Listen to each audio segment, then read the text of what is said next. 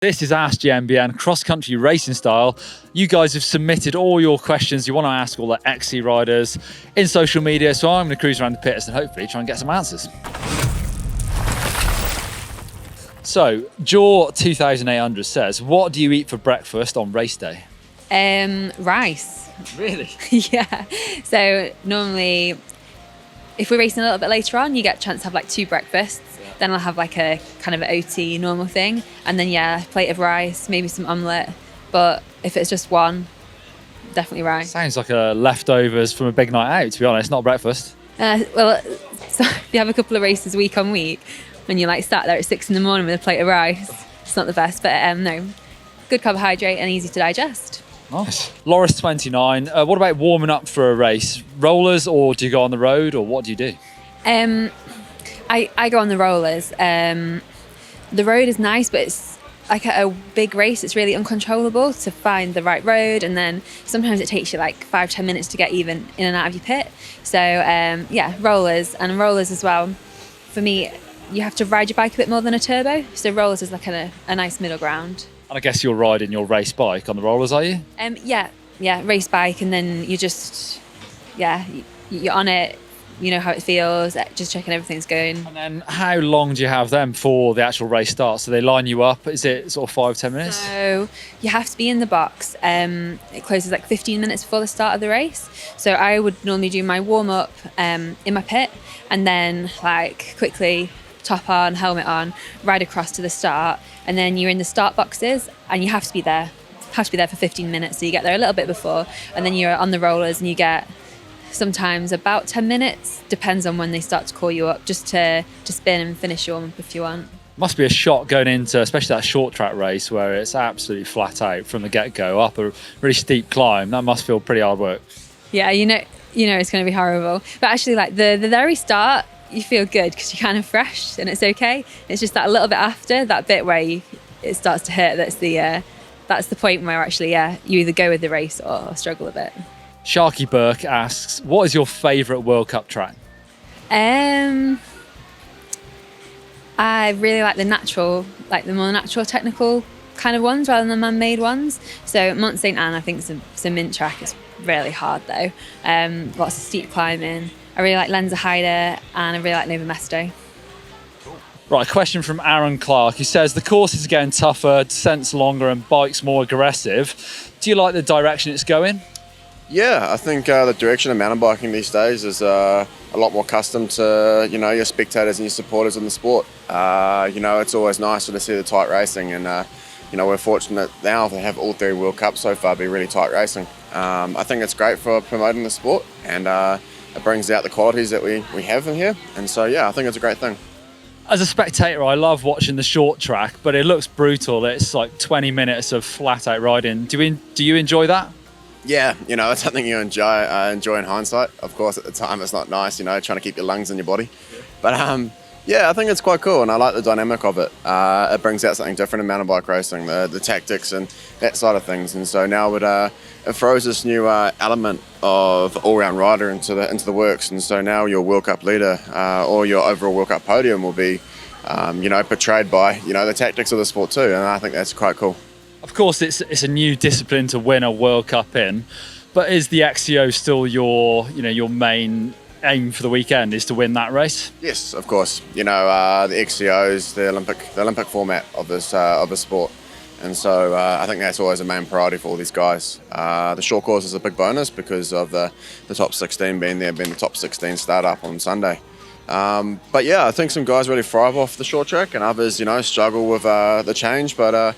Yeah, I think it's good to actually have that bit of, something different. It makes it better for the spectators. Right, one from Luca Patelli. What is the hardest part of being a cross-country racer? Oh, it's all depends on whereabouts you are of your career. When it's young, it's the finding consistency and, trying to back up every weekend. And then when it's, a more experienced, matured rider, it's holding off the young guys. Well, we're seeing that this year for sure. Exactly, and so it's... Yeah, I think there's a few aspects that make mountain biking hard. But in saying that, there's also so many aspects that make it so self-rewarding. And so I feel like it's a sport which, if you have passion in it, it doesn't seem so daunting all the time. You know, we take part in a pretty brilliant sport, and we have good support from all our teams and chosen, you know, sponsors. And so, yeah, I think mountain biking is one of those sports you can really have self-reward out of. Duff's 1979 says, where do you think the races are won, on the downhill or on the climbs? Oh, that's a tough one.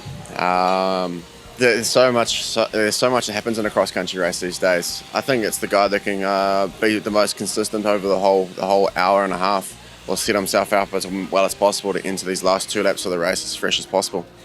But I feel like obviously you need a big engine to win these races and be competitive, and so I have to put it down to just, you know, being fit and being ready to go, being nimble on the descents and looking after yourself to, you know, try eliminate any chance of a mechanical. I think that's what makes a great result happen.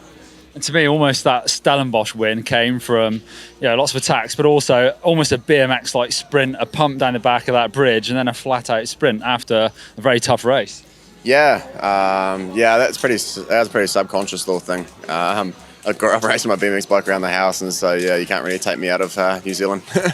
But yeah, you know, everything adds up to these races, and you know, these top 20 or, you know, even like 50 guys in the circuit, and the ladies too, you know, there's 1% or 0.5% separating them, and so it's you know, everything is so close and up to fight for. And so when you come to a race like this, every little thing matters, and that's where you see the guys who have been doing it for a while and have the experience, they always come out on top because they have the knowledge to be able to put that last percent together.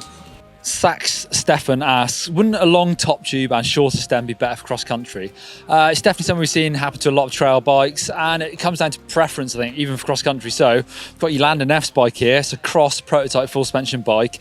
That looks pretty short to me, a 60mm stem, I'd say, just over the other side, which is outside the Scott's Ram tent. We've got Nino Schurter's bike with his integrated cockpit, that one-piece carbon bar and stem. That's got a 90-degree stem on it, but a minus 25-degree rise. So pretty aggressive setup on that bike. If you look at riders like Kilavi and Sam Gaze, also using very long negative rise stems. So I guess it changes between riders. This question comes from Martia Risa. How many hours do the top cross-country racers train per week? Okay, how many hours do the riders train per week? It varies between whether it's kind of a rest or recovery period or a week, or an intense training camp type week. So on a training camp in 7 days, the guys do up to between 20 and 25 hours. And on an easier week, it can be 8 to 12 hours. A lot of the work we do is structured and it's quite targeted. If we go back maybe 8 to 10 years, the hours are actually bigger. But I feel that the training was less targeted. The mountain bike discipline now is a shorter, faster, more technical-based discipline. And I think the training, certainly my training methods with the guys have evolved. What about sort of percentages if we're talking on the bike training versus something in the gym? Okay, so out of our 3 athletes, all 3 go in the gym. And during a routine training week at home or on a training camp, they'll go in the gym between 1 and 2 times a week.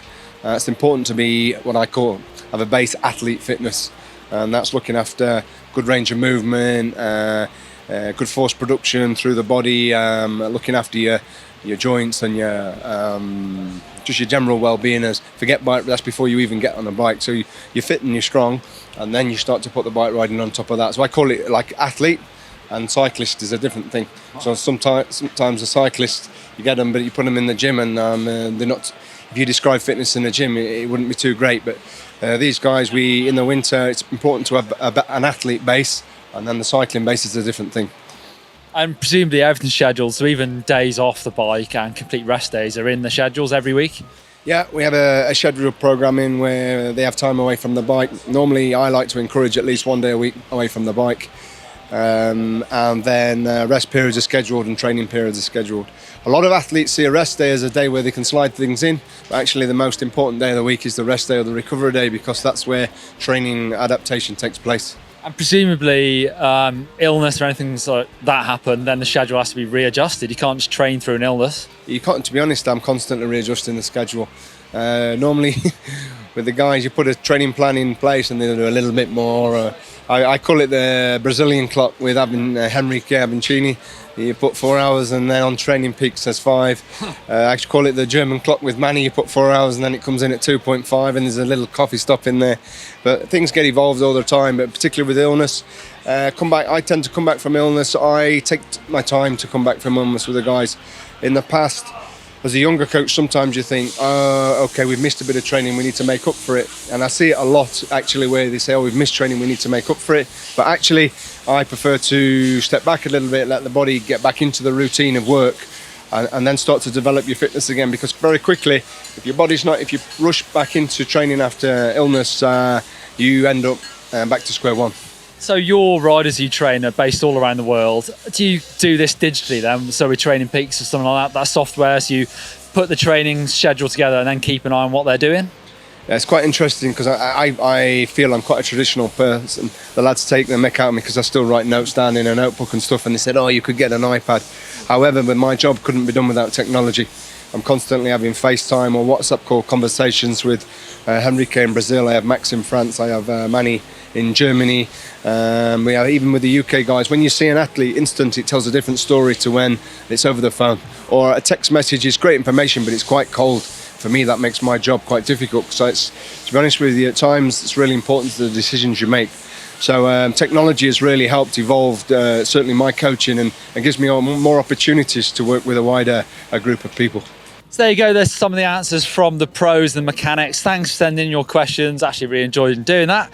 And if you want to see a video I did with Annie last year, click up there for cross-country bike versus trail bike. Give us a thumbs up if you like the race coverage, and don't forget to hit that sub button.